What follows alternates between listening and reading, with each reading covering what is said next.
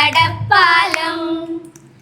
അപ്പന്റെ കയ്യോ പിടിച്ച് നടക്കണ നേരം ആയോരു പാലത്തിന്റെ തൂണിൽ നിന്നും പൊന്നോ എന്നൊരു വിളിയും കേട്ട്, പൊന്നോ എന്നൊരു വിളിയും കേട്ട്. എന്താണപ്പാ ഒരു വിളിയും കേട്ട്, എൻ്റെ അമ്മ വിളിക്കണൊരൊച്ച പോലെ.